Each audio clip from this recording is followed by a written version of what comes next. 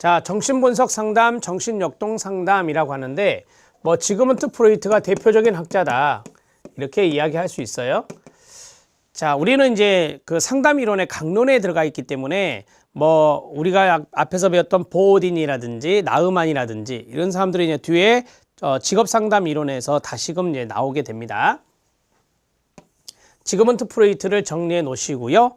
자, 여기에 대해서 우리가 좀 키워드를 잡아보면 이 정신의 구조를 프로이트가 이야기했어요. 의식과 전의식과 무의식을 이야기했는데 가장 중요한 게 무의식이거든요. 자, 무의식적인 측면을 강조했고, 자, 성격의 구조를 원초화, 자아, 초자아로 나누었는데 여기에서 원초화적인 요소를 강조했거든요. 그래서 원초화, 앞에서 쾌락의 원리 이런 것들이 있었잖아요. 이런 부분들이 이제 중요한 대목이 되고, 여기는 내담자의 내적 심리적인 측면에 많이 초점을 두죠. 자, 반대로 환경적인 측면은 좀 고려하지 않았다. 환경적인 측면은 등한시했다. 이렇게 보시면 되겠습니다. 자, 그리고 이제 과거적인 측면, 시점으로 보면 과거를 강조했던 것이다 라고 말할 수 있고요. 자, 이거는 장기적인 개입이에요. 장기적인 개입. 심리적인 측면을 보는 것이기 때문에 단기적으로 심리적인 어떤 자아를 강화하고 그런 것들이 쉽지 않습니다. 자, 목적이 있겠죠. 이 목적은 이제 금방 제가 말씀드렸던 자아 강화가 됩니다. 자아 강화가 목적이다. 이렇게 정리할 수 있어요. 자, 이 정신분석적 상담에서 트랜스퍼런스라고 하는 전이가 나옵니다. 이 전이라는 단어, 그 다음에 이 저항이라는 모습으로 같이 나타나게 되는데 여기에 대해서 해석을 하고 여기에 대해서 내담자가 깨닫는 통찰의 과정을 걷게 되거든요. 자, 그러면 전이 해석 통찰 또는 저항 해석 통찰 이러한 것들 중에서 바로 여기 있는 해석이 바로 대표적인 기법, 기술이 된다. 이렇게 정리할 수 있고요. 자, 우리는 이제 더욱더 잘 통찰해서 생활에 적용할 수 있도록 해주는 반복적인 과정이 있어요. 그게 바로 훈습이라고 하는 거예요. 워킹 드로우라고 하는 훈습이 있습니다. 이 훈습이라고 하는 것은 바로 반복, 그 다음에 정교화, 보다 더 잘 통찰할 수 있도록 계속해서 해석해 주는 작업이죠. 그 다음에 실생활에 적용하는 확대. 그래서 반복, 정교화, 확대의 과정을 거치는 것이 바로 훈습이다. 이렇게 정리할 수 있어요. 그래서 우리가 훈습하면 반복이라는 단어가 아주 중요한 단어가 된다. 이렇게 정리가 되죠. 자, 우리가 이제 정신분석 상담에서 좀 키워드를 잡았어요. 이 키워드를 좀 잘 알아놓으시면 좀 지문을 읽을 때, 문제 지문을 읽을 때 도움이 되거든요. 자, 정신분석적 상담에서 하는 기법들이 많이 있을 건데 기법은 제가 별도로 정리를 하겠습니다. 1번 정신분석적 상담 들어갑니다. 프로이트의 정신분석 이론의 기본 전제를 보시죠. 인간의 정신은 다양한 에너지들의 상호작용 힘의 체계다. 정신의 동그라미. 그 다음에 에너지 체계인 정신은 정신의 동그라미. 에너지를 방출하고 긴장을 완화시키는 작용을 합니다. 긴장이 감소되면서 즐거움, 쾌락, 플레저라고 하는 쾌락을 느끼게 됩니다. 사회는 개인의 에너지 방출 모두를 허용하지 않습니다. 일정한 제한과 통제를 가하게 되는데요. 에너지 방출로 인한 긴장에 대한 개인의 욕구는 여기에서 통제를 가하는 환경과 갈등에 놓이게 되는데 인간의 내부에 내적 심리적 갈등이 존재하면서 불안해지기 시작합니다. 이러한 불안을 우리가 감소시키기 위해서 디펜스 메커니즘, 방어 기제라는 걸 쓰게 되는 겁니다. 자, 시옷 별표. 자, 시옷에 보면 여기 인간의 성격이나 인간의 행동적인 측면은 심리가 결정한다라고 해서 심리 결정론을 취해요. 심리 결정론을 취하게 되는데 결정론적 인간관을 가지고 있어요. 여기 심리에서 중요한 것이 바로 무의식이거든요. 그래서 우리가 다른 말로 무의식 결정론이다. 무의식이 인간의 성격을 결정한다 라고 하는 무의식 결정론과 연관성이 있습니다. 시옷 별표, 심리적 결정론에 기초하며 무의식이 중요하고 끊어요. 이 무의식 중에서 성적 욕구가 중요하다. 자, 지그문트 프로이트의 이론을 다른 말로 심리 성적 이론이다 라고 하거든요. 심리 성적 이론이다 라고 하는 이유는 바로 이 프로이드가 이야기한 리비도가 있어요. 성적 본능 에너지가 있거든요. 그래서 이분이 강조한 것이 바로 성적인 욕구거든요. 그래서 성적 욕구를 강조했기 때문에 심리 성적 이론이다 이렇게 이야기하는 겁니다. 성적 욕구 강조, 성적 욕구 강조 이런 식으로 노트에 놓으시면 되겠습니다.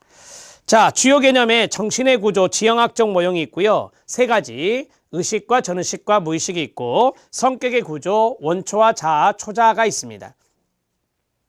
자, 의식과 전의식과 무의식을 그림으로 나타내요. 이렇게 빙하가 있고요. 여기가 바다 해수면입니다. 그럼 여기가 빙산이잖아요.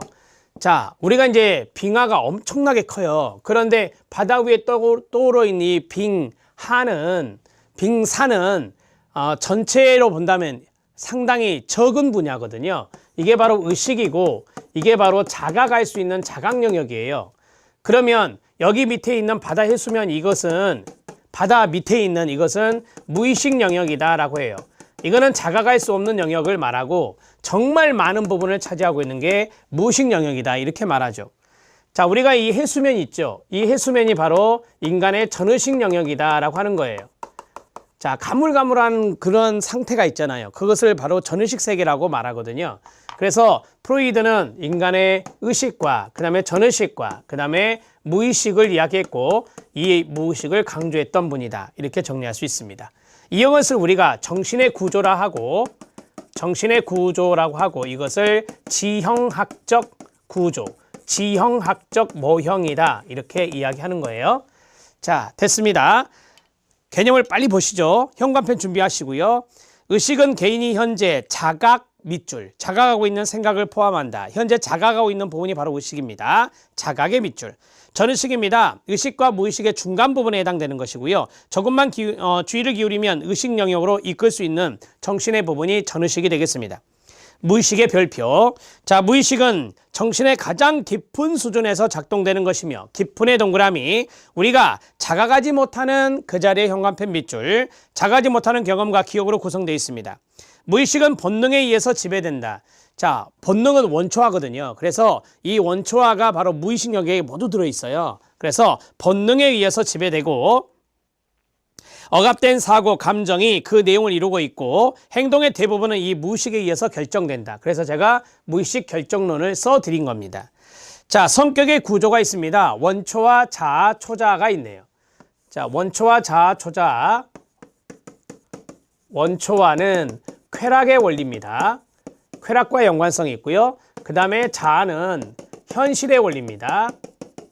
그 다음에 초자아는 완전의 원리와 그 다음에 도덕의 원리라고 합니다. 지금 제가 중요한 키워드만 써드렸어요. 자, 원초화라는 성격과 자아라는 성격과 초자아는 성격이 있는데 인간의 성격 발달은 이렇게 순서대로 이루어진다고 그래요. 아래로 이렇게 순서대로 성격 발달, 순서대로 성격 발달이라고 쓰면 돼요. 이렇게 적어주시면 됩니다. 자, 우리가 이제 원초와는 쾌락과 연관성이 있다, 즐거움이다 이렇게 이야기했었죠. 자, 이것은 성적 본능과 연관성이 있다. 성적 본능, 충동과 연관성이 있는 것이 원초화다. 그 다음에 자아는 현실의 원리다. 우리가 이제 원초화적인 요소가 있고 자아의 현실성이 있을 때 이 두 가지가 충돌하잖아요. 그러면 이 자아가 강한 사람들은 원초화적 요소로 나아가지 않고 현실의 입장에서 생각하거든요. 그래서 이것은 성격의 중재자가 되는 거예요. 성격의 중재자 역할하는 것이 바로 자아다. 이렇게 볼 수 있고요. 자, 초자아는 완전의 원리와 도덕의 원리라고 했거든요. 보통 우리가 초자하면은 생각나는 것이 뭐냐면 상벌이거든요. 상에 의해서 자, 상을 받을 때는 자아, 이상, 아이디어를 느끼게 되고 자, 벌을 받을 때는 양심의 가책을 느낀다. 그래서 자아, 이상과 양심으로 구성되어 있는 것이 바로 초자아다. 이렇게 정리할 수 있습니다. 자, 불안까지 연결해서 해보겠습니다. 불안까지 연결해서 하면 이 원초화가 위협을 당하잖아요. 원초화가 위협을 당하게 되면 신경증적 불안이다. 신경증적 불안이다. 이렇게 이야기를 합니다. 그 다음에 자아가 위협을 받게 된다. 자아가 위협을 받게 되면 이것을 현실적 불안이다. 그래요. 현실적인 불안이다. 자, 그 다음에 초자아가 위협받게 되면 이 도덕적 불안이란 게 있어요. 도덕적 불안이다. 이렇게 이제 정리할 수 있겠죠. 자, 그래서 이 프로이드가 말한 불안 세 가지, 신경증적 불안, 현실적 불안, 그 다음에 도덕적 불안 세 가지를 원초와 자아, 초자의 연결로 해서 말씀을 드려봤습니다. 자, 계속 보시죠. 원초화입니다. 완전히 무의식적이고, 제가 무의식 영역에 완전히 있는 것이 원초화라고 말씀드렸잖아요. 자, 완전 무의식이라고 그래요. 이걸 완전 무의식, 완전의 동그라미, 무의식의 동그라미. 완전히 무의식적이고 정신 에너지의 저장소, 본능 동그라미, 충동 동그라미, 본능과 충동으로 구성되고 쾌락의 원리의 현관펜 밑줄. 자아입니다. 에고라고 하고요. 현실의 원리의 밑줄. 현실 원리에 따라 작동되는 성격의 의사결정 요소고요. 사회 규범, 규칙, 관습과 같은 사회적 현실을 고려해서 행동을 결정합니다. 현실을 고려해서 그 자리 밑줄. 즉각적인 만족이 바로 뭐냐면 원초화예요. 즉각적인 만족을 추구하려는 원초화와 여기서 끊어요. 현실을 중재하는 역할을 한다. 중재의 동그라미. 자, 초자아입니다. 초자아는 무엇이 옳고 그른가 쓰세요. 윤리 도덕이죠. 옳고 그른가에 대한 사회적 기준을 통합하는 성격의 요소가 됩니다. 양심의 동그라미 1, 자아 이상의 동그라미 2, 양심과 자아 이상으로 이루어진 정신구조 최고 단계입니다. 제가 말씀드렸잖아요. 원초와 자아, 초자의 순서대로 발달한다 그랬으니까 성격의 가장 최고조에 있는 것이 바로 초자아가 되는 것이고 고등법원 판사 역할을 한다라고 했어요. 자, 고등법원 판사 역할은 옳고 그름을 따지는 것을 이야기하는 거니까 고등법원 판사라고 하는 것입니다. 고등법원 판사의 밑줄. 자, 도덕적 목표와 완전을 추구한다. 도덕도 중요하지만 완전도 중요한 거예요. 완전의 원리. 그 다음에 쾌락보다 완전을 추구하고 현실보다는 도덕적이고 이상적인 것을 추구한다. 도덕의 동그라미. 도덕성을 추구하나 이러한 요구가 지나치면 죄책감을 느끼게 되죠. 양심의 가책 이런 것들이 되고, 즉 초자아가 너무 강해도 문제가 될 수 있다라고 하는 것입니다.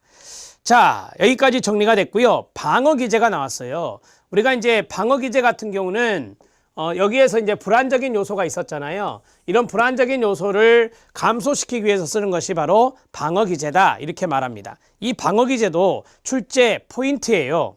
자, 개인이 이성적이고 직접적인 방법으로 불안을 극복하고 불안을 통제할 수 없을 때 붕괴 위기에 처한 자아를 보호하기 위해 자아 보호 밑줄, 그래서 자아 방어 기제라고 하는 거예요. 보호하기 위해 사용되는 사고 및 행동 수단이 됩니다. 자아 방어 기제는 병적 행동이 아닙니다. 정상적일 수 있는 거예요. 그래서 병적 행동이 아니고 정상적 행동으로서 성격 발달의 수준이나 불안의 정도에 따라 여러 가지 형태로 나누어집니다. 적절한 방어 기제 사용은 불안을 감소시키고요. 긍정적인 적응을 유도하기도 합니다. 그러니까 병리적인 증거라고 하면 안 되는 거예요. 자, 즉 어떤 생활에 있어서 불안한 요소가 많이 사라지고 긍정적으로 생활에 적응할 수 있도록 도와주는 게 방어 기제가 되겠습니다. 자, 리을에 보면 방어 기제의 종류가 나옵니다. A, B, C, D 쭉 나오죠. 밑에 맨 아래에 J, 지성화까지 나와 있습니다. 자, 한번 언더라인 치면서 현관편 언더라인 치면서 읽으시죠. 시작. 억압, 반동형성, 퇴행, 합리화, 전치, 투사, 부정, 승화, 내면화. 내면화의 다른 말은 투입입니다. 인트로젝션, 투입이라고 하고요. 마지막은 지성화입니다. 자, 여기 A부터 J까지 나와 있는데 이 내용들에서 좀 키워드를 잡아드리도록 하겠습니다. 자, 첫 번째가 억압이라고 나옵니다. 타이틀은 이렇게 당구장 표시하시고요. 방어 기제 유형이라고 쓰세요. 방어 기제 유형이라고 쓰시면 됩니다. 자, 조금 노트를 해드리면 방어 기제는 자아를 보호하기 위한 것이 목적이다. 불안을 감소시키기 위한 것이 목적이다.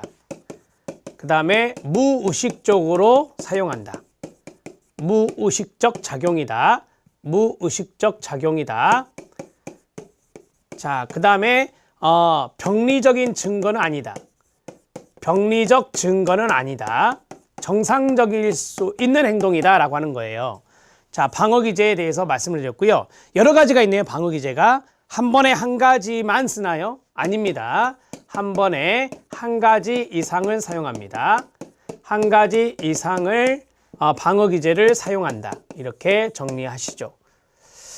자, 이제 방어 기제 유형에서 첫 번째 억압이란 게 나왔습니다. 자, 키워드만 적어드린다라고 했는데요. 억압이라고 하는 것은 이렇게 누르는 거예요. 그래서 무의식 영역으로 추방하는 겁니다. 무의식 영역으로 추방하는 거죠. 그러니까 의식화를 막는 거예요.